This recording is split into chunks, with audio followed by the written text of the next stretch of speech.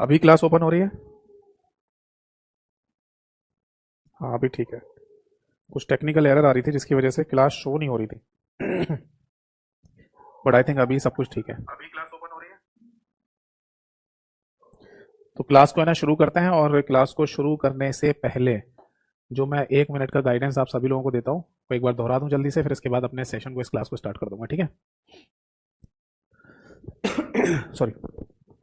देखिए मैं शुरू से ही बताते हुए आ रहा हूँ और इस चीज़ को आप जरूर फॉलो करिए, डेफिनेटली आपको फायदा ही मिलेगा। 3 स्टेप स्ट्रेटेजी है जिसमें सबसे पहले क्लासेस को देखिए, सुनिए, लिख सकें तो लिखिए भी। इसके बाद मेरे यूट्यूब चैनल यानी computer by Yatendra sir YouTube channel से एमसीक्यूज की प्रैक्टिस करो। और इसके बाद आप है ना मेरे टेलीग्राम चैनल, उसका नाम भी सेम ही है, कंप्यूटर बाय यतेंद्र सर, वहां से पीडीएफ फाइल एक्सेस कर सकते हैं, चाहे चैप्टर की, टॉपिक की, एमसीक्यूज की, सब पीडीएफ आपको मिल जाएंगी। अगर आप ये 3 स्टेप फॉलो करके चलते हैं ना तो डेफिनेटली है ना आपको कंप्यूटर में कभी दिक्कत नहीं होगी, इस बात की गारंटी है। तो चलिए शुरू करते हैं आज के सेशन को, आज की क्लास को। सबसे पहले नमस्कार सभी को नमस्कार। एक बच्चे का कमेंट आया है भारती गुप्ता जी का, sir such a commendable teacher you are. Thank you so much Bharti ji, thank you so much, thank you ये लिखने के लिए। बाकी जो मैं पढ़ा रहा हूँ आप सभी लोगों को वो आपको क्लियरली समझ में आ रहा है, तो बस यही मेरा उद्देश्य था, मेरा पर्पस था, और वो पूरा हो रहा है, इतना ही है, ठीक है? बाकी आपने ये शब्द लिखे, थैंक यू सो मच।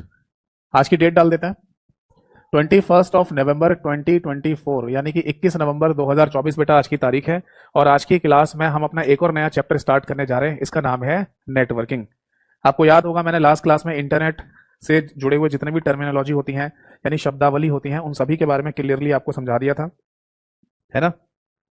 जितने भी इंटरनेट से जुड़े हुए टर्म्स हो सकते हैं जो आजकल हमें देखने को मिलते हैं वो मैंने बता दिया था आपको, है ना? तो आज की क्लास, आज के सेशन में मैं नेटवर्किंग वाले चैप्टर को स्टार्ट करने जा रहा हूँ, और नेटवर्किंग को कंप्लीट तरीके से समझेंगे, ठीक है? एक बच्चे ने लिखा है सर 12th पास हूँ, आप मुझे ये बताओ कि कौन सी गवर्नमेंट जॉब सही रहेगी। इस तरीके के कमेंट्स को लास्ट में डिस्कस करेंगे, जब मैं बोलूँ कि आज का सेशन, आज की क्लास खत्म हुई, है ना? लास्ट में डिस्कस करेंगे, अभी टॉपिक चैप्टर पढ़ते हैं। तो देखिए हेडिंग डालिए नेटवर्किंग। ये है ना हमारा,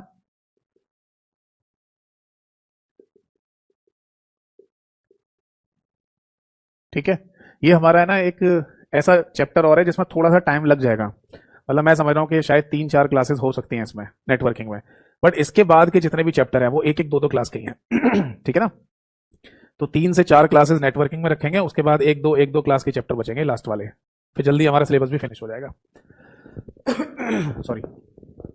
देखो जी हम बात कर रहे हैं ना यहाँ पर नेटवर्किंग की, तो नेटवर्किंग को शुरू ऐसे ही करेंगे जिस तरीके से ना हमने इंटरनेट को शुरू किया था, है ना? नेटवर्क शब्द से ही। मैं एक बार फिर से रिवाइज कराना चाहूंगा इस चीज को, ठीक है? देखो नेटवर्किंग का मतलब होता है नेटवर्क से, और नेटवर्क शब्द का, जैसे हिंदी में भी नेटवर्क को नेटवर्क ही कहते हैं, बाकी नेटवर्क शब्द का सिंपल सा मीनिंग है दैट इज कनेक्शन। कनेक्शन का मतलब होता है जोड़ना, यानी कि दो कंप्यूटिंग डिवाइसेस को या दो कंप्यूटर को आपस में जोड़ना ही क्या कहलाएगा? नेटवर्क कहलाता है। और ये बात हमें पता होनी चाहिए कि नेटवर्क बनाने के लिए मिनिमम 2 डिवाइसेस की आपको आवश्यकता जरूर पड़ेगी। कम से कम 2 डिवाइस होनी चाहिए, ज्यादा से ज्यादा कितनी भी हो सकती है वो आपके ऊपर डिपेंड करता है कि आप एक नेटवर्क में कितनी डिवाइसेस को कनेक्ट कर रहे हैं। कम से कम 2 होनी चाहिए, ठीक? दूसरी बात कि आप ये कनेक्शन किस लिए बनाते हैं, तो आंसर है कम्युनिकेशन के लिए, जिसको हिंदी में संचार भी कहा जा सकता है, और टेक्निकल वे में इसको डेटा कम्युनिकेशन भी कहा जाता है, यानी डाटा का स्थानांतरण। यानी आप एक डिवाइस से दूसरे डिवाइस तक डाटा भेजना चाहते हैं, इसलिए आप ये कनेक्शन कर रहे हैं, एक नेटवर्क बना रहे हैं। अगर आप कम्युनिकेशन करना चाहते हैं, संचार करना चाहते हैं, तो इसके लिए आपके पास कोई ना कोई चैनल होना चाहिए, जिसको हिंदी में माध्यम और टेक्निकल वे में डेटा ट्रांसमिशन मीडियम कहा जाता है, यानी कि डाटा स्थानांतरण का माध्यम। तो आप है ना किसी एक माध्यम का इस्तेमाल करेंगे, दो में से कौन कौन से माध्यम हो सकते हैं? या तो आपके पास चैनल होगा वायर, यानी कि तार के थ्रू आप डाटा भेज सकते हैं, या फिर आपके पास माध्यम होगा वायरलेस, यानी कि बिना तार के भी आप डाटा भेज सकते हैं। क्लियर है जी? तो 2 तरीके हैं आपके पास। अब अगर आपके पास कोई वायर यानी कि तार है, तो कौन सी तार हो सकती है? तो सबसे पहला नाम आता है बेटा ऑप्टिकल फाइबर केबल। एक नाम लिखेंगे हम यहाँ पर, ऑप्टिकल फाइबर केबल, जिसको मैंने पहले भी बताया था कि आप चाहें तो फाइबर ऑप्टिक्स भी बोल सकते हैं। फाइबर ऑप्टिक्स हिंदी में भी यही नाम लिखा जाएगा, हिंदी में कोई अलग से नाम नहीं होता इसका।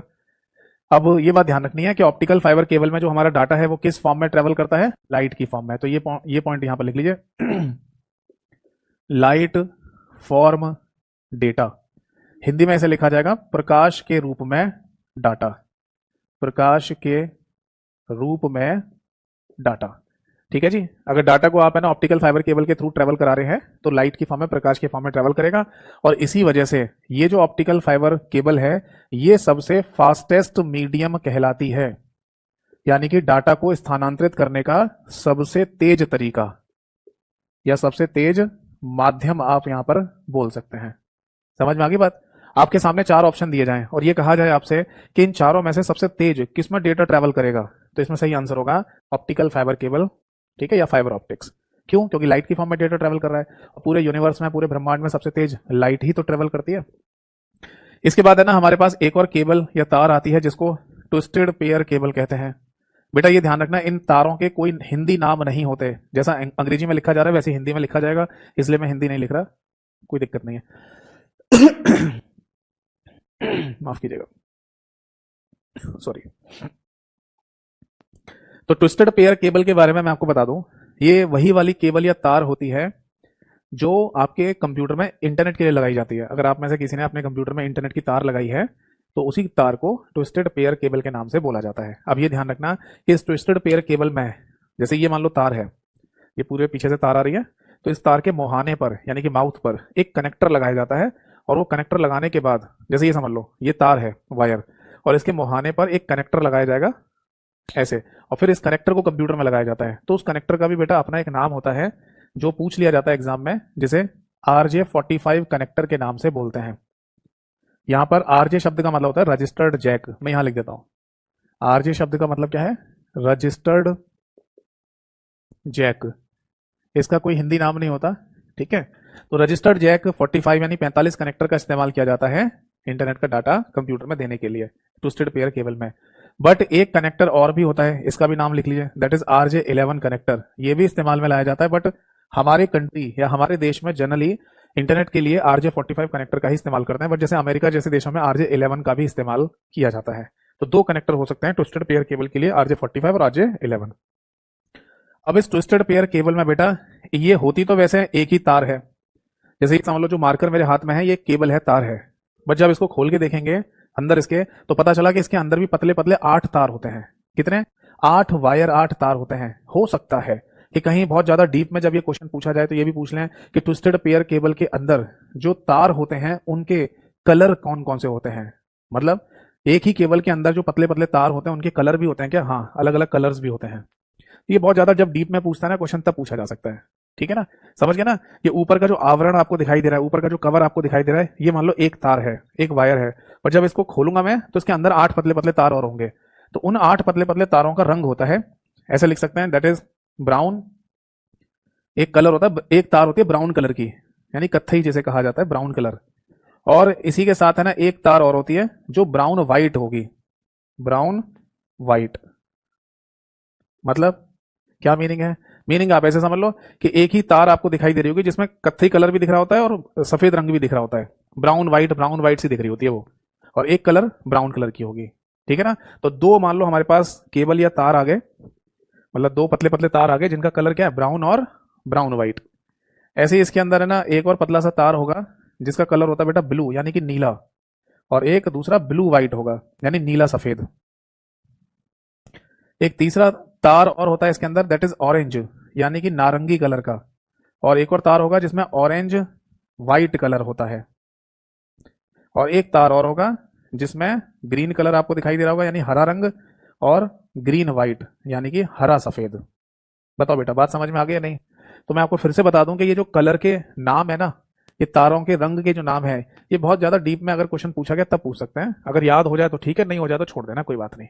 बस इतना याद रखना कि ट्विस्टेड पेयर केबल में जिस कनेक्टर का हम इस्तेमाल करते हैं वो RJ45 और RJ11 के नाम से जाना जाता है, जिसमें हमारे इंडिया में RJ45 कनेक्टर का ही इस्तेमाल करता है, ठीक है। तो टोटल कितने तार हो गए? 8। 1 2 3 4 5 6 7 8, तो टोटल मिला के 8 वायर्स होते हैं। समझ में आ गई बात? ठीक है। अब इसके बाद एक तार और मैंने आपको बताई थी, और उस तार या वायर का नाम है बेटा कोएक्सियल केबल। उस वायर का नाम होता है कोएक्सियल केबल। यहां लिख देता हूं, कोएक्सियल केबल, ठीक है जी। तो ये कौन सी तार है, ये कौन सी केबल है? बेटा ये वही वाली केबल है जो आपके घर में टीवी के साथ सेटअप बॉक्स लगा हुआ है, उसी सेटअप बॉक्स के साथ आपके घर के ऊपर छत पर कहीं डिश एंटीना लगा होगा जिसको DTH कहा जाता है, डायरेक्ट टू होम। और वहां से एक केबल या तार आपके घर में टीवी के पास रखे हुए सेट ऑफ बॉक्स में लगाई गई होगी, तो वो केबल कहलाती है कोएक्सियल केबल। फिर वो एक अलग बात है कि सेट ऑफ बॉक्स से एक केबल आपके टीवी में भी लगाई गई होगी, वो केबल आपकी फिर HDMI केबल कहलाती है, high definition multimedia interface cable. ठीक है, तो कोएक्सियल केबल बेसिकली टीवी वगैरह का जो कम्युनिकेशन होता है उसमें इस्तेमाल में लाई जाती है। तो टोटल मिला के है ना, हमारे पास 3 तरीके की वायर हैं डाटा कम्युनिकेशन के लिए, डाटा के स्थानांतरण के लिए।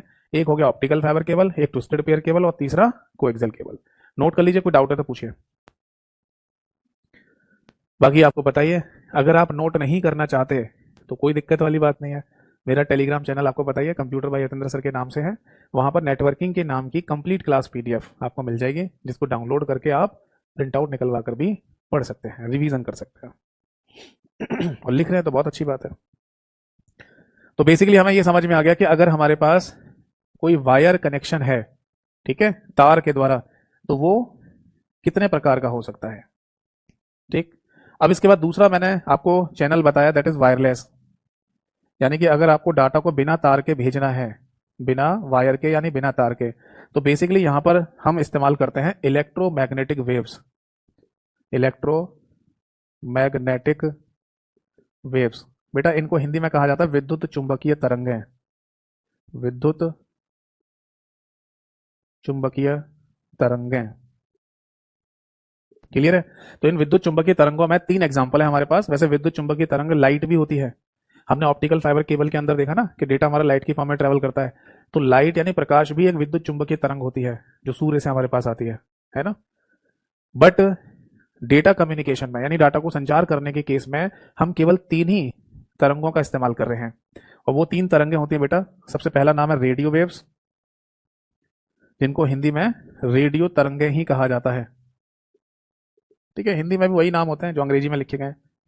दूसरा नाम होता है माइक्रोवेव्स, जिसको हिंदी में माइक्रो तरंगें कहा जाता है। और तीसरा नाम होता है बेटा इंफ्रारेड वेव्स, जिसको हिंदी में भी इंफ्रारेड के नाम से ही बोला जाता है, इंफ्रारेड तरंगें। अब इनमें भी कुछ एग्जाम्पल बन सकते हैं, जैसे, या इनमें भी क्वेश्चन बनाए जा सकते हैं। जैसे अगर आपसे ये पूछा जाए कि बहुत लंबी दूरी के लिए यानी कि लॉन्गेस्ट डिस्टेंस के लिए किस प्रकार की तरंगों का इस्तेमाल किया जाता है नेटवर्किंग में, है ना, डाटा कम्युनिकेशन में, तो इसका सही आंसर होगा रेडियो वेव। ठीक है, तो मैं, आप इसके आगे लिख लेना, यहाँ जगह नहीं है इसलिए मैं ऊपर लिख देता हूँ। ठीक है, तो रेडियो वेव के केस में ना ये बात आप नोट कर लीजिए कि रेडियो वेव का इस्तेमाल किया जाता है बहुत लंबी दूरी के लिए, यानी हम लिख सकते हैं लॉन्गेस्ट डिस्टेंस, हिंदी में कहा जाएगा लंबी दूरी। बट ये ध्यान रखिएगा कि रेडियो वेव का इस्तेमाल एक दूसरे तरीके से भी किया जाता है, जिसमें हम शॉर्ट डिस्टेंस भी कवर करते हैं, है ना, पर वो शॉर्ट रेंज रेडियो वेव्स कहलाती हैं, उनको बोलते हैं शॉर्ट रेंज रेडियो वेव्स। ठीक है, जैसे हिंदी में कहा जाएगा कम दूरी की रेडियो तरंगें, कम दूरी की रेडियो तरंगें उन्हें बोला जाता है। समझ में आ गई बात। जैसे उदाहरण के लिए अगर आप रेडियो FM वगैरह सुनते हैं, तो जो वेव्स आपके पास आती हैं, जैसे कार में आप रेडियो FM सुन रहे हैं, तो जो आपके पास वेव या तरंगें आ रही हैं वो रेडियो वेव ही होती हैं, लॉन्गर डिस्टेंस वाली, क्योंकि आपके शहर में, आपके सिटी में कहीं ना कहीं एक रेडियो स्टेशन बना होगा, और उसी रेडियो स्टेशन से रेडियो वेव को ब्रॉडकास्ट कर दिया जाता है एक शहर की रेंज के अकॉर्डिंग। ठीक है, तो उसी शहर की रेंज में जो रेडियो वेव ब्रॉडकास्ट हो रही होंगी, तो उन्हीं को आप रिसीव करते हो और आवाज सुनते रहते हो, गाने सुनते रहते हो कार में, है ना। बट जैसे अगर हम माउस की, कीबोर्ड की बात करें, तो इनमें ना जो वायरलेस कीबोर्ड या वायरलेस माउस आते हैं, उनमें शॉर्ट रेंज रेडियो वेव ही इस्तेमाल होती है। तो इसमें भी 2 तरीके हैं, ये ध्यान रखना। बट केवल अगर आपसे ये पूछा जाए कि सबसे लंबी दूरी तक अगर डाटा ट्रेवल कराना है आपको, तो कौन सी तरंगों का इस्तेमाल करते हैं, तो आंसर रेडियो वेव ही होगा। इसके बाद आता है माइक्रोवेव। ठीक है जी, तो माइक्रोवेव्स का इस्तेमाल है ना, ऐसे समझ लो, मतलब बहुत लंबी दूरी के लिए भी नहीं करना, ठीक है, माइक्रोवेव्स, और बहुत छोटी दूरी के लिए भी नहीं होता, बीच में होता है ना। इसीलिए इसका एग्जांपल होता है बेटा, दैट इज मोबाइल कम्युनिकेशन। ये जितना भी मोबाइल कम्युनिकेशन हम देख रहे हैं, इन सभी में माइक्रोवेव्स का ही इस्तेमाल किया जाता है, जिसको हिंदी में कह सकते हैं मोबाइल संचार। जैसे हम अपने मोबाइल फोन में सिम लगा लेते हैं और उस सिम के थ्रू कॉल भी करते हैं और इंटरनेट वगैरह भी यूज कर लेते हैं, तो हमारे मोबाइल फोन में जो सिम लगी हुई है उसके पास सिग्नल कहाँ से आ रहे हैं और कहाँ जा रहे हैं, तो पता चला कि हमारे नजदीक में एक टावर होगा, मोबाइल फोन टावर, और उसी मोबाइल फोन टावर से हमारे पास सिग्नल्स आ रहे हैं, या हम उस मोबाइल फोन को, टावर को सिग्नल भेज रहे हैं। तो ये जो सिग्नल आ रहे हैं जा रहे हैं, ये माइक्रोवेव्स होती है, माइक्रो तरंगें कहलाती हैं। ठीक है, इसके बाद है ना आता है इंफ्रारेड। तो इंफ्रारेड के बारे में लिख लो शॉर्टेस्ट डिस्टेंस। इसको आप ऐसे लिख लो कि अगर कम से कम दूरी है, बहुत कम दूरी है, तो आप इंफ्रारेड का इस्तेमाल करेंगे। तो अगला पॉइंट लिख लीजिए, इंफ्रारेड वेव्स। ठीक है, तो हम यहां लिख देंगे shortest distance. Shortest distance Hindi में कहा जाएगा बहुत कम दूरी, बहुत कम दूरी के लिए अगर आपको डाटा स्थानांतरित करना है, डाटा को ट्रेवल कराना है, डाटा को भेजना है, तो हम यहाँ पर इंफ्रारेड का इस्तेमाल करते हैं। ठीक है, जैसे इंफ्रारेड का एग्जांपल क्या हो सकता है? एग्जांपल है जैसे कि टीवी या एसी का रिमोट कंट्रोल। टीवी का या एसी का रिमोट कंट्रोल। आप जब कभी भी है ना टीवी या एसी का रिमोट कंट्रोल से बटन दबाते हैं, तो आपके टीवी या एसी में जो सेंसर्स लगे होते हैं वो एक पर्टिकुलर फ्रीक्वेंसी की इंफ्रारेड वेव को रिसीव करते हैं, यानी सेंस करते हैं, और वो फंक्शन फिर काम कर जाता है। क्योंकि देखो हर बटन जो दे रखा है उसमें हर बटन की अलग अलग फ्रीक्वेंसी होती है इंफ्रारेड की। यानी आपने अगर पावर का बटन दबाया है तो पावर के बटन की अलग फ्रीक्वेंसी होगी, तो टीवी या एसी में लगे हुए सेंसर्स वो पावर को ऑन या पावर को ऑफ कर देंगे। ये फंक्शन ऐसे काम कर जाता है। समझ में आ गई बात? तो टीवी या एसी के रिमोट कंट्रोल में हम क्या यूज कर रहे होते हैं? बेसिकली इंफ्रारेड वेव का इस्तेमाल कर रहे होते हैं। खैर पता है और भी जगह यूज किया जाता है इंफ्रारेड। जैसे है ना, जैसे पहले ना मोबाइल फोन में या मोबाइल फोन के थ्रू है ना इंटरनेट चलाने के लिए भी इंफ्रारेड का ऑप्शन आया था। नोकिया के जब पहले फोन आया करते थे, तो नोकिया का 3310 या ऐसे कोई मॉडल था, उसमें हमने ये चीज़ देखी थी कि आप उस फोन में इंफ्रारेड को ऑन करके मोबाइल फोन का जो डाटा है, इंटरनेट डाटा है, वो आप कंप्यूटर में कनेक्ट कर सकते थे, या मोबाइल फोन का इंटरनेट आप कंप्यूटर में कनेक्ट कर सकते थे, मतलब लैपटॉप वगैरह में। समझ में आ रहा है? तो वो इंफ्रारेड के थ्रू कनेक्ट हो जाता था। समझ में आ गई बात? तो आई होप सो है ना ये बात आपको समझ में आ चुकी होगी कि अगर हम कोई नेटवर्क बना रहे हैं तो उस नेटवर्क में हमें बेसिकली डाटा को स्थानांतरित ही करना होता है, डाटा को ट्रेवल कराना होता है, ट्रांसफर करना होता है। बट इसके लिए भी माध्यम की आवश्यकता पड़ती है, जिसमें वायर और वायरलेस दोनों तरीके के माध्यम का इस्तेमाल कर लेते हैं। ठीक है, यहां तक कोई डाउट है तो पूछिए। बाकी अगली बात ये आती है कि जैसे मान लो हमने एक घर, कोई घर है या कोई बिल्डिंग है, इसके अंदर मान लो हमने कोई नेटवर्क बना लिया है कंप्यूटर्स को जोड़ के। ठीक है, हम डाटा एक दूसरे कंप्यूटर में ट्रांसफर कर रहे हैं, हमने एक नेटवर्क बना लिया। क्या इसको कोई नाम दिया जा सकता है? या मान लो कोई एक ऐसा नेटवर्क बनाया गया है जो पूरे शहर में फैला हो, क्या इसको कोई नाम दिया जा सकता है? या कोई ऐसा नेटवर्क जो पूरी दुनिया में ही फैला हो, क्या उसको कोई नाम दिया जा सकता है? तो अगला पॉइंट हम पढ़ेंगे टाइप्स ऑफ नेटवर्क्स, यानी नेटवर्क के प्रकार। क्योंकि देखो नेटवर्क अलग अलग तरीके के बनाए गए हैं, और बनाए गए हैं उनकी रेंज के अकॉर्डिंग, यानी उनके दायरे के अकॉर्डिंग। ठीक है, और ये कोई अलग से नाम नहीं है। ये नाम शायद आपने पहले भी सुन रखे होंगे। आपने लैन, मैन, वैन ये नाम सुने? आई होप सो के सुने ही होंगे, कहीं ना कहीं क्वेश्चन में, किताब में कहीं ना कहीं पढ़े भी होंगे इसके बारे में, आपने इनके बारे में पढ़ा होगा आपने। ठीक, तो अगला हेडिंग डालिए नेटवर्क्स। तो अलग अलग अगर ये नाम्स हमें देखने को मिलते हैं, ठीक है, जैसे कि लैन, मैन, वैन, कैन, पैन, तो ये सब होते क्या है, इनमें डिफरेंस क्या होता है, ये हमें पता होना चाहिए। एक क्वेश्चन और भी ऐसे पूछा जा सकता है कि अगर कई सारे लैन, मैन, पैन, कैन दे रखे हों, तो इनको अरेंज करो छोटे से बढ़ते हुए क्रम में। तो मैं यहाँ पर सही क्रम लिखने जा रहा हूँ। देखो बेटा, नेटवर्क्स में सबसे छोटा नेटवर्क होता है पैन, और इनसे बड़ा नेटवर्क, पैन से बड़ा नेटवर्क होता है लैन, लैन से बड़ा नेटवर्क होता है कैन, कैन से बड़ा नेटवर्क होता है बेटा मैन, और मैन से बड़ा नेटवर्क होता है बेटा वैन। तो ये पॉइंट आप ध्यान रखना। ठीक है, pan, lan, can, man, van, ये टोटल मिला के 5 नेटवर्क्स कंसीडर किए जाते हैं। होते तो और भी बहुत सारे हैं, बट जनरली जो आपके पेपर्स में पूछे जाते हैं वो कुछ यही नेटवर्क्स होंगे, जिनमें सबसे छोटा होगा पैन और सबसे बड़ा वैन कहलाता है। ठीक है, तो अब यहाँ पर है ना हम पैन का जिक्र करते हैं। पैन क्या चीज होती है? सबसे पहले तो पैन का फुल फॉर्म देख लो। पैन को बोलते हैं बेटा personal area network, personal area network. ठीक है जी, एक पॉइंट और लिखेंगे, पूरे नेटवर्क में जितने भी नेटवर्क्स हैं, सबसे स्मॉलेस्ट नेटवर्क, सबसे छोटा नेटवर्क यही होता है, सबसे छोटा नेटवर्क। इससे छोटा कोई भी नेटवर्क नहीं है। तो ये मतलब रेंज क्या है इसकी, और इसका एग्जाम्पल क्या है? सबसे छोटा नेटवर्क है तो बेटा इसका रेंज और एग्जाम्पल दोनों एक ही है, एक ही चीज है। जैसे समझाता हूं, आप यहां पर एग्जाम्पल लिख लो। एग्जाम्पल में आप लिखिए दैट इज मोबाइल हॉटस्पॉट। आपने कभी अपने मोबाइल फोन से हॉटस्पॉट ऑन किया है? और ऑन क्यों किया था? क्योंकि हमारे एक दोस्त ने या हमारे चिर परिचित ने ये कहा था कि मेरे को जो मोबाइल डाटा मिला था पूरे दिन का वो खत्म हो गया है, अब आप अपना मोबाइल हॉटस्पॉट ऑन कर दो जिससे मैं इंटरनेट चला लूँ, है ना? तो इसलिए आपने मोबाइल हॉटस्पॉट ऑन किया, और इसी मोबाइल हॉटस्पॉट को मोबाइल टेथरिंग भी कहा जाता है, मोबाइल टेथरिंग भी कहा जाता है। ठीक है जी, इसके थ्रू क्या होगा कि आप अपने मोबाइल फोन में हॉटस्पॉट ऑन कर लेंगे, तो अब आपके फोन का जो डाटा है ना, या इंटरनेट कनेक्शन, वो आपके दोस्त के फोन में भी जाना शुरू हो जाएगा। ठीक है ना? तो उस कंडीशन में आपका फ़ोन ऐसे ही काम करता है जैसे कहीं आपके घर में राउटर लगा होता है इंटरनेट चलाने के लिए, तो वैसे ही बन जाता है उस समय फ़ोन आपका। भाई अगर आप अपने घर में इंटरनेट कनेक्शन लगवाते हैं तो एक राउटर नाम की डिवाइस लगती है ना घर में, उससे आप वायरलेस या वायर के थ्रू कनेक्ट कर लेते हैं अपने कंप्यूटर को, लैपटॉप को, मोबाइल को, टैबलेट को, है ना। तो इसी तरीके से जब मोबाइल हॉटस्पॉट ऑन किया जाता है, मोबाइल टेथरिंग ऑन होती है, तो उस कंडीशन में आपका फ़ोन भी एक राउटर जैसा बन जाता है जो और डिवाइसेस को इंटरनेट कनेक्शन दे सकता है। तो बेसिकली इस मोबाइल हॉटस्पॉट की है ना रेंज बहुत ज़्यादा नहीं होती है, बहुत कम दूरी में ही काम करेगा। अगर कोई व्यक्ति मोबाइल हॉटस्पॉट ऑन करके दूर दूर दूर होता चला जाए तो कुछ ही दूरी बाद ही ये डिस्कनेक्ट हो जाएगा, नहीं काम करेगा। इसके अलावा एक और एग्जाम्पल हो सकता है, दैट इज ब्लूटूथ। भाई आप ब्लूटूथ के थ्रू भी फाइल ट्रांसफर कर लेते हो एक फ़ोन से दूसरे फ़ोन में या एक डिवाइस से दूसरे डिवाइस में। हाँ, तो ब्लूटूथ भी है ना बहुत लंबी दूरी तक काम नहीं करता, ठीक है। तो ब्लूटूथ भी है ना बेसिकली पर्सनल एरिया नेटवर्क का ही एग्जाम्पल होता है। समझ में आ गई बात। देखो एक बात और लिख लेना कि ब्लूटूथ में ना अप्रोक्सीमेट ये कहा जाता है कि करीब करीब 10 अप्रोक्स, ऐसे लिख लो, अप्रोक्स 10 मीटर से लेकर 100 मीटर की दूरी तक ये काम कर सकता है, ठीक है। 10 से 100 मीटर तक काम कर जाएगा, बट इन सम केसेस, मतलब एक स्पेशल केसेस में, सम केसेस में 100 मीटर तक जा सकता है, वरना 10-20 मीटर तक की दूरी तक काम करता है बस। अब इसमें भी क्या होता है ना, ब्लूटूथ में क्लासेस होती हैं, क्लास 1, क्लास 2, क्लास 3। तो वो डिपेंड करता है कि आपके डिवाइस में कौन सी क्लास का ब्लूटूथ लगा हुआ है, क्लास 1 वाला है, 2 वाला है, 3 वाला है, उस पर भी डिपेंड करता है कि कितनी दूरी तक ब्लूटूथ काम करेगा, ठीक है।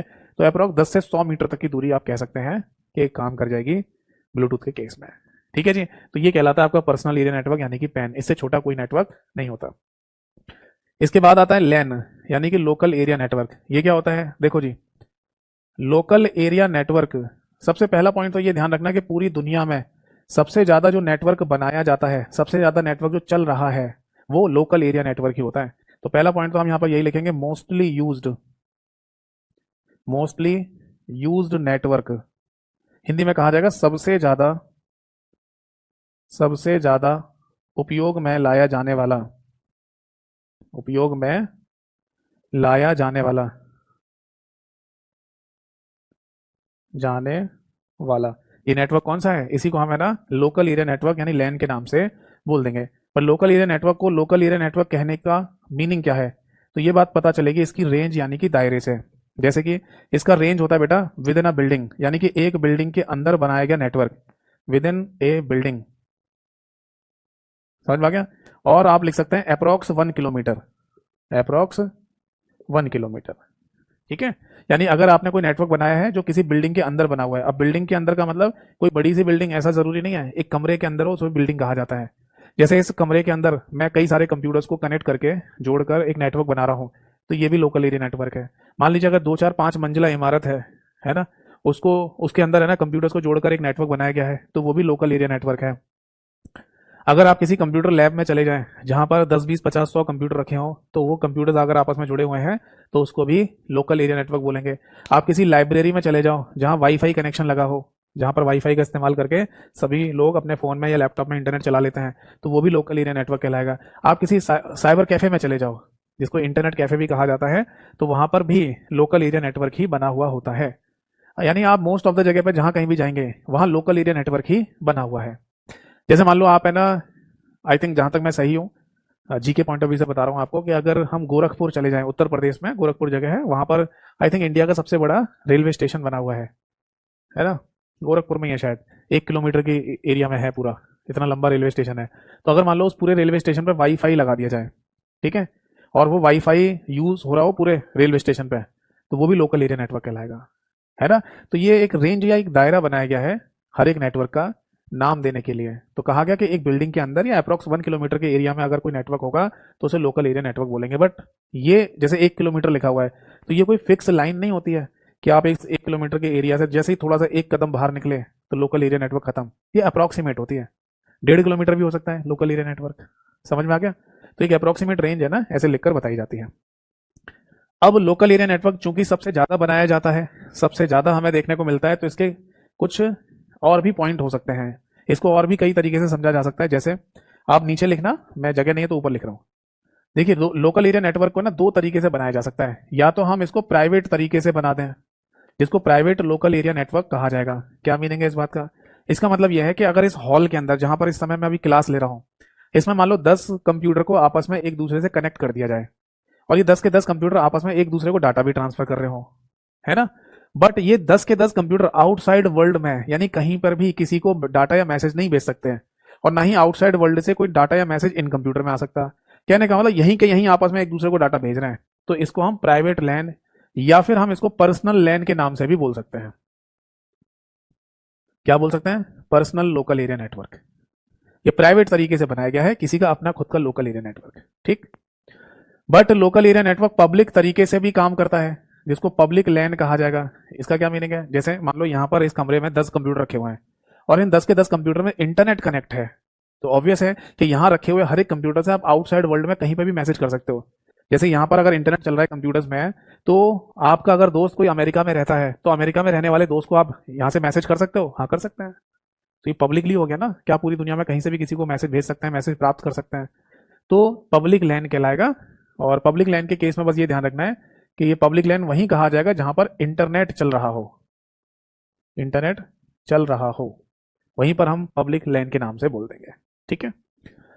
आगे एक और पॉइंट लिखिए, लोकल एरिया नेटवर्क के केस में ना एक कंडीशन और भी हो सकती है कि ये वायर के थ्रू भी बनाया जा सकता है, यानी कि तार के थ्रू। जब लोकल एरिया नेटवर्क को वायर के थ्रू बनाया जाता है तो हम इसको वायर्ड लोकल एरिया नेटवर्क कह देंगे।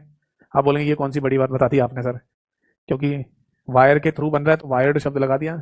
बट इसको एक और नाम दिया जाता है, ये इंपॉर्टेंट है, और वो है दैट इज ईथरनेट। ये ध्यान रखना, इसी को ईथरनेट के नाम से बोल दिया जाता है। ईथरनेट कह दो, ईथरनेट लैन कह दो, एक ही बात है। तो जब आपसे पेपर में क्वेश्चन पूछा जाए कि एक लोकल एरिया नेटवर्क जो वायर या तार के थ्रू बनाया गया हो तो उसे क्या कहा जाता है, तो उसे ईथरनेट कहा जाता है। क्या हम लोकल एरिया नेटवर्क को वायरलेस बना सकते हैं, यानी कि बिना तार के बना सकते हैं? तो आंसर है जी हाँ, बिना तार के भी बन जाएगा। तब हम उसको वायरलेस लैन यानी वायरलेस लोकल एरिया नेटवर्क कह देंगे, या फिर हम उसको केवल डब्लू लैन भी बोल देते हैं। ये ध्यान रखना कि कभी भी डब्लू लैन शब्द लिखा हुआ आ जाए तो वायरलेस लोकल एरिया नेटवर्क को ही कहा जाता है, क्योंकि डब्लू लैन यहां पर भी कह सकते हैं, देखो डब्लू और लैन, तो वायर्ड लोकल एरिया नेटवर्क यानी तार वाले लोकल एरिया नेटवर्क को कभी भी डब्लू लैन नहीं कहा जाता। डब्लू लैन अगर लिखा जाए तो वायरलेस लोकल एरिया नेटवर्क को ही कहा जाता है, जिसको आप वाईफाई के नाम से भी जानते हैं। मुझे कोई बताएगा कमेंट सेक्शन में कि वाईफाई की फुल फॉर्म क्या होती है?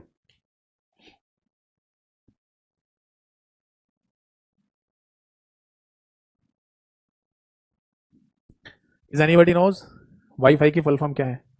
तो अगर आप कहीं पर ऐसा बोल रहे हैं ना कि यहाँ पर वाईफाई लगा हुआ है, वाईफाई चल रहा है, तो इसका सिंपल सा मतलब है कि वो वायरलेस लोकल एरिया नेटवर्क ही होता है। वाईफाई की फुल फॉर्म होती है बेटा वायरलेस फिडेलिटी, ठीक है। एक तरीके से ऐसे समझ सकते हैं कि वायरलेस सर्विस, यानी आपको बिना तार के अगर कोई सर्विस मिल रही है तो उसे वायरलेस फिडेलिटी कहा जाता है। तो वाईफाई वायरलेस फिडेलिटी में वाई यहां से और फाई वहां से इस्तेमाल किया गया है। बिल्कुल, संग्राम जी ने सबसे पहले आंसर दिया है, बिल्कुल सही आंसर है वायरलेस फिडेलिटी। तो ये बात ध्यान रखना कि अगर हम लोकल एरिया नेटवर्क की बात कर रहे हैं और उसे बिना तार के बनाया गया होगा तो उसे वाईफाई के नाम से भी आप बोल सकते हैं। समझ में आ गई सभी को बात? चलिए, अब इसके बाद हम जिक्र करेंगे एक और नेटवर्क की जिसे कैन कहा जाता है। ये क्या चीज है, समझते हैं इस बात को। देखो, अगला नाम लिखिए दैट इज कैन। कैन का फुल फॉर्म होता है campus area network, campus area network. But बेटा एक बात ध्यान रखिएगा कि कैन की फुल फॉर्म है ना एक और भी मिल सकती है, जिसको कंट्रोलर एरिया नेटवर्क कहा जाता है। बट कंट्रोलर एरिया नेटवर्क अलग है, कैंपस एरिया नेटवर्क अलग है। अच्छा, क्या हम यहाँ पर कैन की फुल फॉर्म या कैन को यहाँ पर कंट्रोलर एरिया नेटवर्क बोल सकते हैं अगर हमें यही क्रम लगाना हो? तो नहीं, वो अलग होता है। समझ में आई बात?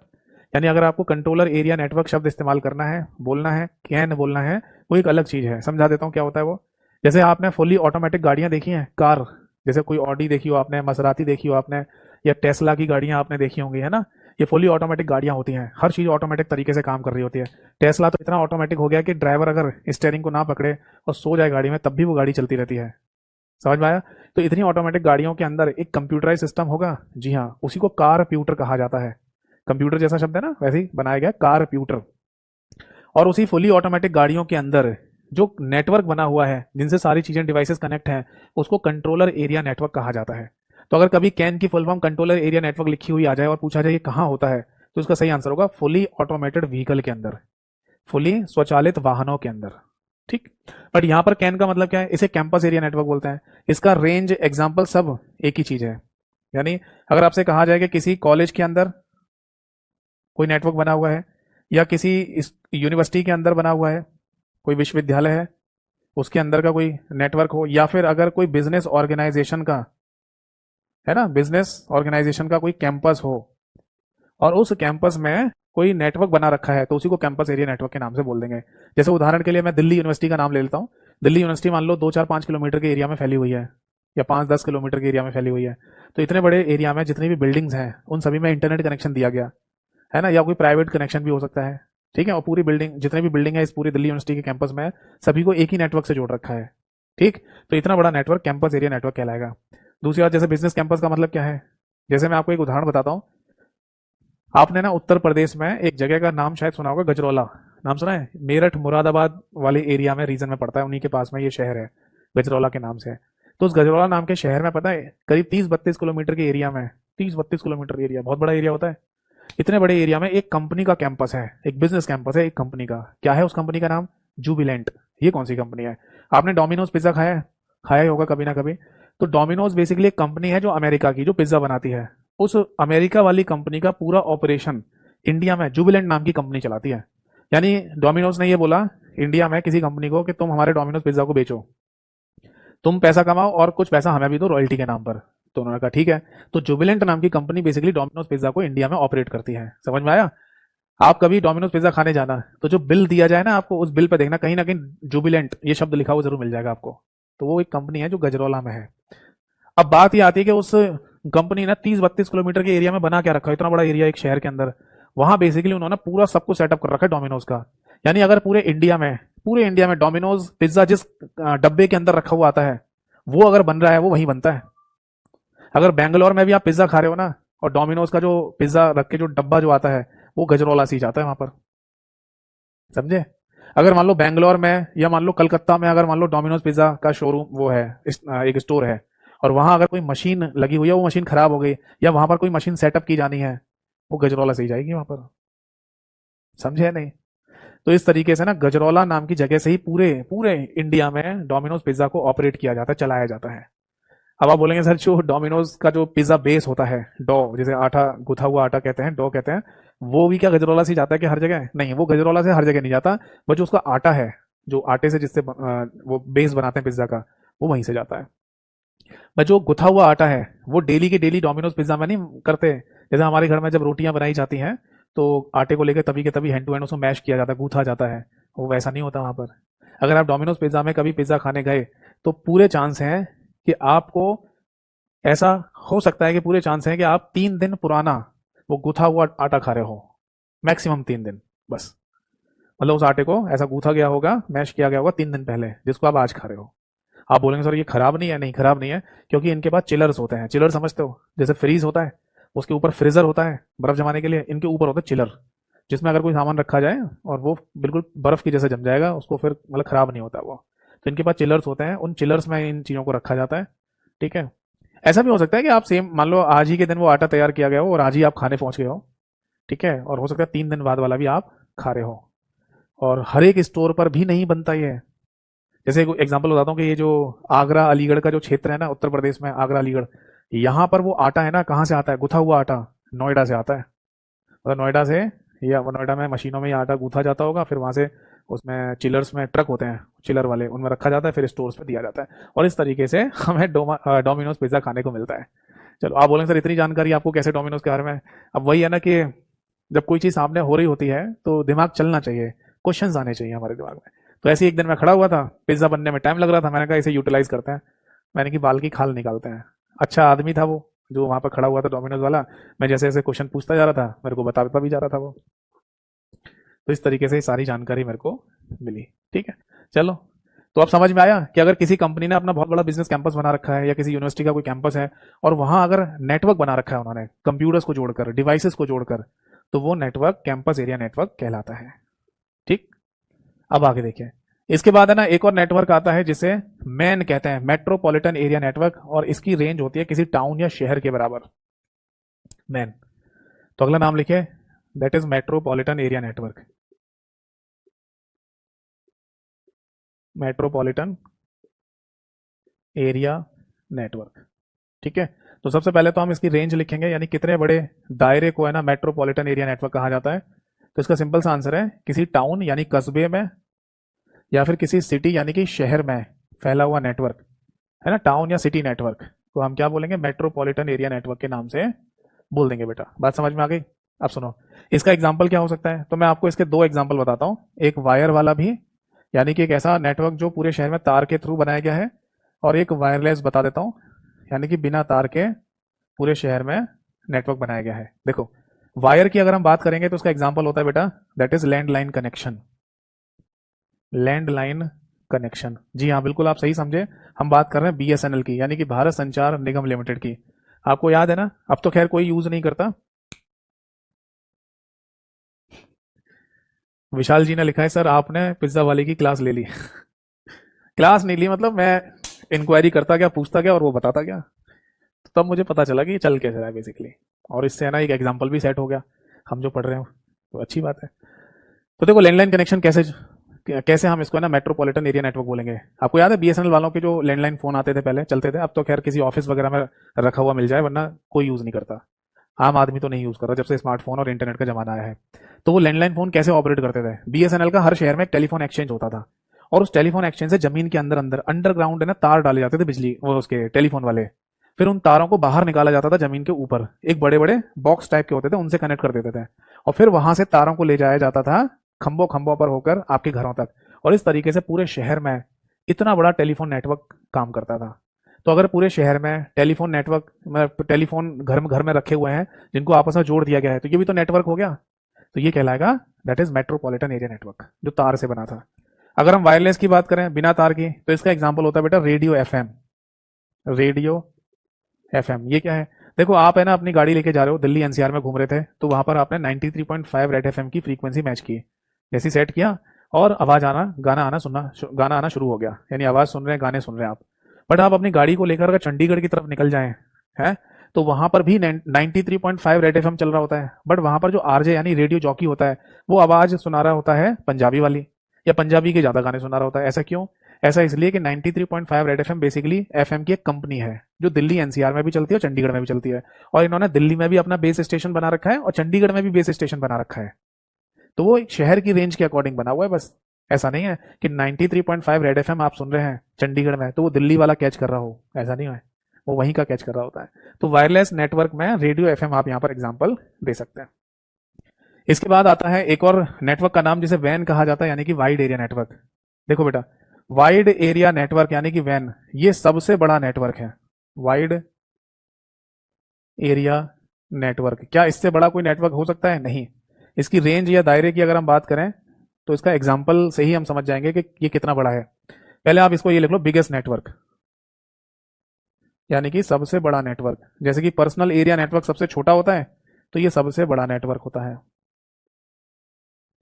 अब इसका एग्जाम्पल लिख लो, चाहे उसे रेंज कह दो, एक ही बात है, और आंसर है इंटरनेट। इंटरनेट पूरी दुनिया में फैला हुआ है, जी हाँ, तो इंटरनेट बेसिकली एक एग्जाम्पल है वाइड एरिया नेटवर्क का। समझ में आ गई बात? तो वाइड एरिया नेटवर्क की एक डेफिनेशन या परिभाषा भी दी जाती है, वो आप यहां लिख लीजिए। इसको बोला जाता है geographically, geographically collection of lens. ठीक है, हिंदी में कहा जाएगा लोकल एरिया नेटवर्कों का, ऐसे लिख लो, लैन नेटवर्कों का भौगोलिक समूह। भौगोलिक समूह को क्या कहा जाता है? इसको ही है ना इसको ही वैन कहा जाता है, यानी कि वाइड एरिया नेटवर्क कहा जाता है। अब वैन की डेफिनेशन में लैन क्यों लिखा है भाई, ये मैं आपको समझा देता हूँ। देखो, पूरी दुनिया में मैंने बताया सबसे ज्यादा जो नेटवर्क बनाया जाता है वो कौन सा होता है? लैन ही तो होता है। हमारे घर में कौन सा नेटवर्क है अगर इंटरनेट चल रहा है? तो लैन। हमारे पड़ोस में अगर इंटरनेट कनेक्शन है तो उनके घर में कौन सा नेटवर्क है? लैन। हमसे 2 4 5 किलोमीटर की दूरी पर हमारा रिश्तेदार रहता है, उसके घर में इंटरनेट कनेक्शन है, तो कौन सा नेटवर्क है? लैन। हम दिल्ली में हैं, हमारा एक दोस्त बैंगलोर में रहता है, उसके घर पे भी इंटरनेट कनेक्शन है, उसके घर में कौन सा नेटवर्क है? लैन। हमारा एक दोस्त अमेरिका में भी रहता है, उसके घर पे भी इंटरनेट कनेक्शन है, तो वहां पर कौन सा नेटवर्क है? लैन। तो पूरी दुनिया में सब जगह ज्यादातर लैन ही तो है। तो इन सभी लैन लैन लैन लैन लैन इनको मिला दिया जाए तो क्या बन जाएगा? वैन बन जाता है। समझ में आई बात? तो वैन की जो डेफिनेशन है वो ऐसी बोली जाती है, जियोग्राफिकली कलेक्शन ऑफ लैन, यानी कि लोकल एरिया नेटवर्कों का भौगोलिक समूह। और एग्जाम्पल खुद इंटरनेट है। समझ में आ गई बात? यानी इंटरनेट ने पूरी दुनिया को एक दूसरे से कनेक्ट किया हुआ है। ठीक है, तो ये एक एग्जाम्पल है वाइड एरिया नेटवर्क का। बताओ जी, बात समझ में आ गया नहीं? तो फाइनली हमें ये समझ में आ गया कि अगर हम पर्सनल एरिया नेटवर्क की बात करें तो ये सबसे छोटे नेटवर्क होते हैं, और वाइड एरिया नेटवर्क की बात करें तो ये सबसे बड़े नेटवर्क्स हैं। ये सबसे बड़ा नेटवर्क है क्योंकि एक ही नेटवर्क है वो। चलिए, तो यहाँ तक है ना, आप सभी लोगों को ये कहानी समझ में आ गई होगी। अब कोई डाउट है तो पूछो। अब है ना, मैं आपको एक अलग से और नेटवर्क के बारे में बताने जा रहा हूँ, ठीक है, जो इस सीक्वेंस में नहीं रखा जाता। आप बोलें कि सर ये जो अभी 5 नेटवर्क का आपने सीक्वेंस लिखा था, इसमें ये कहाँ से कहाँ पर फिट किया जाएगा जो मैं अभी बताने जा रहा हूँ, तो वो उसे फिट नहीं करते हैं। वो 5 अलग हैं, ये अलग चीज़ है। हेडिंग डालिए, दैट इज वीपीएन। वीपीएन नाम सुना है आपने? इसको वर्चुअल प्राइवेट नेटवर्क के नाम से बोला जाता है। वर्चुअल प्राइवेट नेटवर्क क्या है? ये कौन सा नेटवर्क है समझाता हूं। देखो, वर्चुअल प्राइवेट नेटवर्क बेसिकली एक सिक्योर नेटवर्क होता है, और ये सिक्योरिटी प्रोवाइड की जाती है इंटरनेट के ऊपर। हम एक शब्द में अगर कहें तो इसे सिक्योर नेटवर्क कह सकते हैं, यानी हिंदी में इसे कहा जाएगा सुरक्षित नेटवर्क। ठीक है जी। बट ये सुरक्षा किस पर प्रोवाइड की जा रही है? इंटरनेट के ऊपर ही। क्या मतलब है? देखो, अगर आपसे ये पूछा जाए आज के समय पर कि सबसे असुरक्षित यानी इनसिक्योर नेटवर्क कौन सा है, तो आप आंसर देंगे इंटरनेट। क्यों भाई? इंटरनेट के थ्रू ही आज की डेट में सबसे ज्यादा मालवेयर ट्रांसफर होते हैं। आपके कंप्यूटर में वायरस, वॉर्म, ट्रोजन अगर ये सब एंटर कर रहे हैं तो ये इंटरनेट के थ्रू ही आते हैं। अगर आपके साथ अगर कोई इस समय फ्रॉड होता है तो वो इंटरनेट के थ्रू हो रहा है आज की डेट में। अगर कोई हैकिंग वगैरह होती है तो वो इंटरनेट के थ्रू हो रही है। तो इंटरनेट आज की डेट में सबसे इनसिक्योर नेटवर्क है। बट इसी इनसिक्योर नेटवर्क के ऊपर अगर कोई सुरक्षा प्रदान कर दे तो वो क्या होगा? वही वर्चुअल प्राइवेट नेटवर्क होगा। तो पहले तो डेफिनेशन लिखिए, it is a secure network. It is a secure network over internet. Over internet, समझ में आया? हिंदी में लिखा जाएगा इंटरनेट के ऊपर, इंटरनेट के ऊपर सुरक्षित नेटवर्क। सुरक्षित नेटवर्क, इसी को क्या कहा जाएगा? That is virtual private network कहा जाता है। अब इसको समझते हैं कि ये वर्चुअल प्राइवेट नेटवर्क इंटरनेट के ऊपर सुरक्षा कैसे प्रदान करता है। सुनिए, किसी है ना बिल्डिंग की अगर हम बात करें, कोई बिल्डिंग है हमारे, ठीक है, मल्टी बिल्डिंग है, मल्टी स्टोरी बिल्डिंग है, तो उसमें बहुत सारे लोग आते रहते हैं, बहुत सारे लोग जाते रहते हैं, है ना? कभी भी कोई दुर्घटना हो सकती है, कभी भी कोई मिसहैपनिंग हो जाए, चोरी डकैती हो जाए, तो इसलिए ना एक गार्ड को बिठाया जाता है मेन गेट पर, और उससे कहा जाता है उस बिल्डिंग के चेयरमैन या मेन पर्सन के द्वारा कि इस बिल्डिंग में जो भी अंदर जाए उसकी डिटेल लिखना, और जो बाहर जा रहा हो उसको भी देखना कि कौन बाहर निकल के गया किस टाइम पर। तो वो सारी डिटेल को लिखता रहता है कि इस टाइम पर है ना ये व्यक्ति बिल्डिंग के अंदर जा रहा है, ये व्यक्ति बिल्डिंग से बाहर निकल रहा है। ठीक है भाई? तो ये सारी है ना जो देख रेख है, मॉनिटरिंग है, ये किसके द्वारा की जा रही है? उस सिक्योरिटी गार्ड के द्वारा की जा रही है, ताकि अगर कोई गड़बड़ी उसे फील हो तो वो तुरंत इन्फॉर्म कर देगा किसी को। अगर उसे लगे कि इस बिल्डिंग के अंदर कोई ऐसा व्यक्ति गाड़ी लेके जा रहा है या कोई ऐसा व्यक्ति घुस रहा है जिसको वो जानते नहीं और बता भी नहीं रहा है, जबरदस्ती घुसने की कोशिश कर रहा है, मतलब कुछ गलत कर सकता है, तो वहीं के वहीं उसे रोकने की कोशिश करेगा। समझ रहे? तो इसी तरीके से समझ लो कि वीपीएन काम करता है, वर्चुअल प्राइवेट नेटवर्क मॉनिटरिंग का काम करता है, देख रेख का काम करता है। सपोज दैट के कोई कंप्यूटर था ए, और ये बी से जुड़ना चाह रहा है, या तो बी को डाटा भेजेगा या बी से डाटा प्राप्त करेगा। अब ये काम कैसे हो सकता है? ये काम होता है बेटा इंटरनेट के थ्रू। आप इंटरनेट के थ्रू बी तक जुड़ सकते हैं, डाटा भेज सकते हैं, डाटा प्राप्त कर सकते हैं। अब हमें ये डर है कि इंटरनेट बीच में हम जो यूज कर रहे हैं उसके थ्रू हमारा कंप्यूटर में कोई नुकसान हो सकता है, कोई गड़बड़ी हो सकती है, हमारे साथ ही कोई फ्रॉड हो सकता है। तो हम ये जिम्मेदारी दे देते हैं बेटा वीपीएन को, यानी बोल देते हैं वर्चुअल प्राइवेट नेटवर्क को कि तुम यहां पर मॉनिटरिंग का काम करना बीच में। ठीक है? मॉनिटरिंग को हिंदी में कहा जाता है देख रेख। उससे ये कहा जाता है कि तुम ये देख रेख करना कि हम जिससे कनेक्ट हो रहे हैं वो ठीक है या नहीं। दूसरी बात, अगर वहां से कोई डेटा आ रहा है तो उसे भी चेक करना कि वो सही है या नहीं। तो अब पहले तो ये होगा, देखो जैसे ही है ना हम यानी ए बी से कनेक्ट होने जाएगा तो ये रिक्वेस्ट सबसे पहले वीपीएन के पास जाएगी, वर्चुअल प्राइवेट नेटवर्क के पास। फिर वर्चुअल प्राइवेट नेटवर्क इंटरनेट का यूज करते हुए आपकी रिक्वेस्ट को वीपीएन तक भेजेगा और वीपीएन से आपको कनेक्ट कर देगा। आप सपोज दैट के, ओ माफ कीजिएगा, मैंने वीपीएन शब्द बोल दिया, ध्यान माफ कीजिएगा, मैं फिर से बोल देता हूं। ए को है ना, ए अगर बी से कनेक्ट होना चाहता है तो पहले वीपीएन के थ्रू कनेक्ट, वीपीएन से कनेक्ट होगा, फिर इंटरनेट के थ्रू बी से कनेक्ट किया जाएगा। किसको? ए को। अब ए बी के साथ डायरेक्टली कनेक्ट नहीं हो रहा है, वीपीएन के थ्रू, इंटरनेट के थ्रू कनेक्ट हो रहा है। अब बी से मान लीजिए कोई डाटा है ना ए की तरफ आना है, तो इंटरनेट का इस्तेमाल करते हुए ये डाटा पहले वीपीएन को दिखाया जाएगा, और वीपीएन अगर जज कर ले कि ये सब कुछ ठीक है तभी वो ए को डाटा भेजेगा। और अगर वीपीएन को लगता है कि ये डाटा ठीक नहीं है तो ए को डाटा नहीं मिलेगा, और बोल भी दिया जाएगा, बता भी दिया जाएगा कि जिस कंप्यूटर से आप जुड़ने की कोशिश कर रहे हैं वो ऑथराइज नहीं है, कोई प्रॉब्लम है उसमें, आपका कंप्यूटर खराब हो सकता है, आपके साथ फ्रॉड हो सकता है। समझ में आ रही है? तो इस तरीके की सिक्योरिटी प्रोवाइड करता है वीपीएन, वर्चुअल प्राइवेट नेटवर्क। ठीक है, तो ये है ना फायदा मिल जाता है हमें वीपीएन यूज करने का। बट ये भी ध्यान रखिए कि अगर आप कोई वीपीएन इस्तेमाल करते हैं, है ना, तो वो ट्रस्टेड वीपीएन होना चाहिए, जिसका सब्सक्रिप्शन वगैरह आपने ले रखा हो। जो दुनिया में कुछ फेमस वीपीएन है उनका यूज होना चाहिए। ऐसा नहीं कि किसी भी वीपीएन का इस्तेमाल कर रहे हैं, फ्री का वीपीएन इस्तेमाल कर रहे हो आप, तो ऐसा हो सकता है कि फ्री का वीपीएन अगर आप यूज कर रहे हैं तो वो वही आपका कोई डाटा चुरा रहा हो, आपके साथ कुछ गड़बड़ी कर दे। ये उसी तरीके से समझ लो जैसे किसी सिक्योरिटी गार्ड के लिए हमने आवेदन किया था, हमने मतलब एक नोटिफिकेशन डाला कि सिक्योरिटी गार्ड की जरूरत है। अब एक आदमी आया और उसने बोला कि सिक्योरिटी गार्ड रख लो सर मेरे को। हमने कहा ठीक है रख लेंगे, क्या सैलरी लोगे? उसने कहा सर कोई सैलरी नहीं चाहिए मुझे, आप बस मुझे सिक्योरिटी गार्ड पे रख लो, मैं बस रहना चाहता हूँ यहाँ पर, देख रेख करता रहूंगा, मेरे को कोई पैसा नहीं चाहिए। तो वो बिल्डिंग का जो ओनर या हम जो है वो क्या सोचेंगे, या बढ़िया बंदा भी कोई पैसे वैसे नहीं ले रहा और देख रेख भी करता रहेगा। अब पता चला कि कुछ दिनों बाद ही बिल्डिंग में चोरी होती है, और उस चोरी में ये पता चला इन्वेस्टिगेशन में कि जो बिल्डिंग में गार्ड था उसी का हाथ था। तो ऐसा हो सकता है ना? तो इस तरीके से आप समझ लो कि अगर आप किसी को जिम्मेदारी दे रहे हैं तो वो ट्रस्टेड भी तो होना चाहिए। अगर वो ट्रस्टेड नहीं है तो वही आपका डाटा चुरा रहा हो, ऐसा भी हो सकता है। ठीक है, जैसे नर्ड वीपीएन करके एक सर्विस है, उसका आप इस्तेमाल कर सकते हैं। एंटीवायरस कंपनियां जो होती हैं वो भी वीपीएन सर्विस प्रोवाइड करती हैं, वर्चुअल प्राइवेट नेटवर्क। जैसे नॉर्टन एक एंटीवायरस है, उसका भी वीपीएन सर्विस है। ठीक है, सैमसंग का अपना खुद का वीपीएन है, एप्पल का अपना खुद वीपीएन है। ये वीपीएन तब ज़्यादा इस्तेमाल करना चाहिए आपको जैसे आप अपना किसी फ़ोन या कंप्यूटर को किसी दूसरे देश में लेके जा रहे हो और वहाँ पब्लिक वाईफाई से आप इंटरनेट चला रहे हो, या अपने ही देश में किसी ऐसे वाईफाई से कनेक्ट हो जाओ आप जो पब्लिक वाईफाई है जिसको सब यूज़ कर रहे हो, तो उस पब्लिक वाईफाई को हैकर्स हैक करके आपके कंप्यूटर में भी एंटर कर जाएगा। तो उस समय वीपीएन हेल्पफुल रहता है। अब एक पॉइंट और लिखेंगे, वीपीएन की बेसिकली है ना एक सर्विस भी होती है, ये ध्यान रखना। वीपीएन के द्वारा एक सर्विस यानी कि एक सेवा भी प्रदान की जाती है, ये तो सिक्योरिटी है ही, और वो सेवा कही जाती है प्रॉक्सी सर्विस, PROXY सर्विस। और ये प्रॉक्सी सर्विस जिस सिस्टम के द्वारा प्रोवाइड की जाती है उसको प्रॉक्सी सर्वर कहते हैं। ठीक है, तो प्रॉक्सी सर्विस लिखा आ जाए, प्रॉक्सी सर्वर लिखा आ जाए, समझ जाना कि वीपीएन की ही बात चल रही है। क्या मीनिंग है इस प्रॉक्सी सर्विस की, क्या मीनिंग है इसका? और इसका कोई हिंदी नाम है? नहीं, कोई हिंदी नाम नहीं है इसका।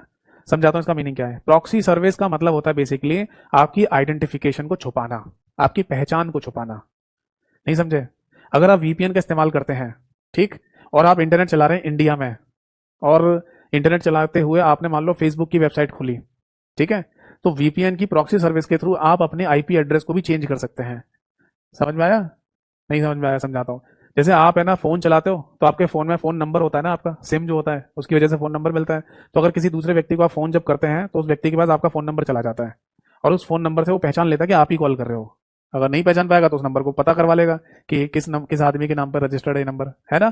तो इससे आपकी आइडेंटिफिकेशन पता चल जाती है। तो उसी तरीके से जब आप इंटरनेट चला रहे होते हैं तो एक आईपी एड्रेस के थ्रू भी आपकी आइडेंटिफिकेशन पता चल सकती है, क्योंकि जब आप इंटरनेट कनेक्शन लेते हैं तब हमारा एक ID proof internet service provide करने वाली कंपनी ले लेती है।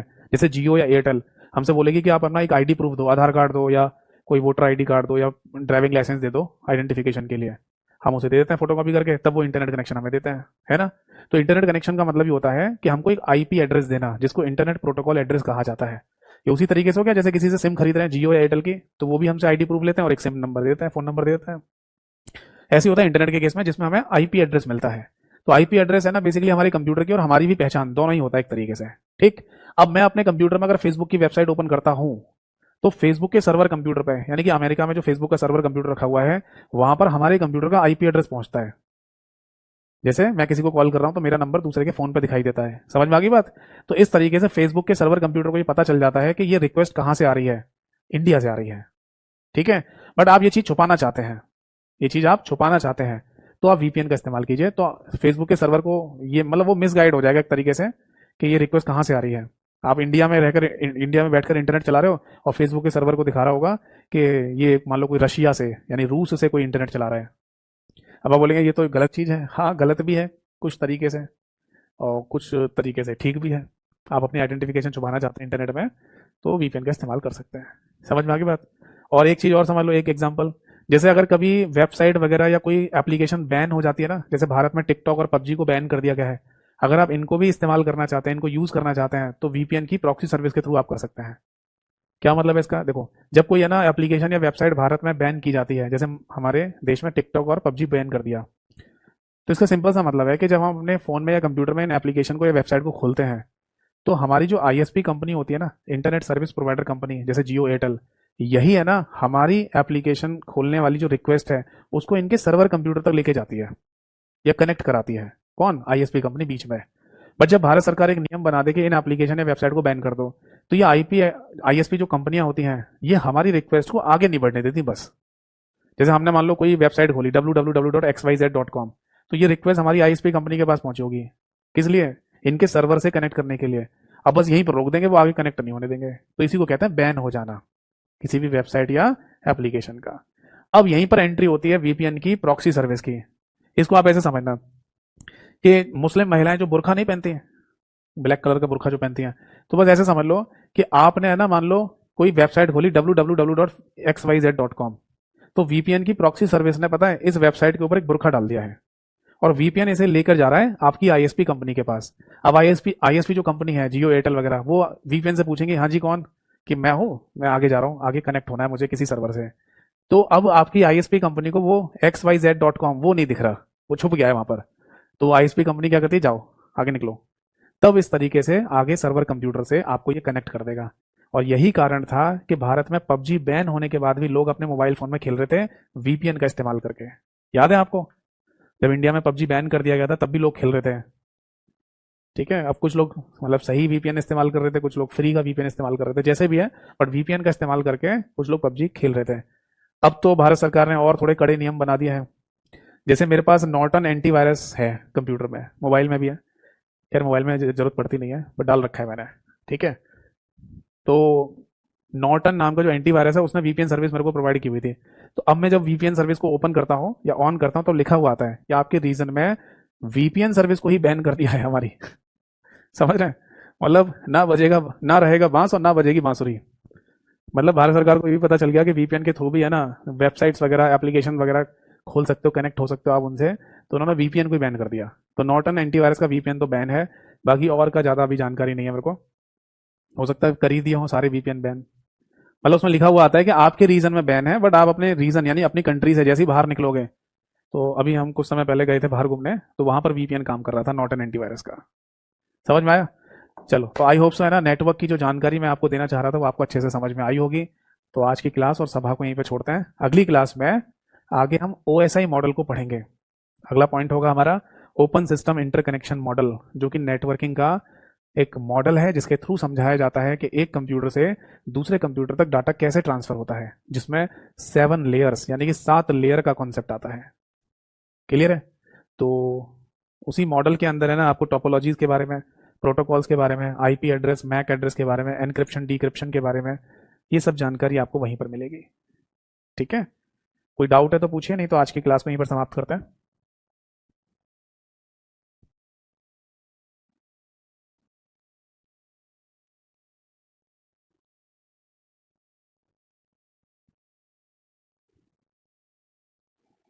चलिए, बाकी जाते जाते यही बोलूंगा कि अगर कभी कोई डाउट रहे तो आप मुझे व्हाट्सएप पर भी कम्युनिकेट कर सकते हैं। व्हाट्सएप नंबर मैंने क्लास के शुरुआत में जो 1-2 मिनट का गाइडेंस आपको दिया था वहां पर बोला भी था, वहां से नोट कर लेना। और जब भी अगर कोई डाउट आप पूछें मेरे से, ठीक है, तो थोड़ा सा पेशेंस रखिएगा, मैं जितना जल्दी होगा रिप्लाई देने की पूरी कोशिश करूंगा। तो आज की सभा यहीं समाप्त होती है, अगली क्लास में मिलेंगे, तब तक के लिए नमस्कार सभी को, जय हिंद, वंदे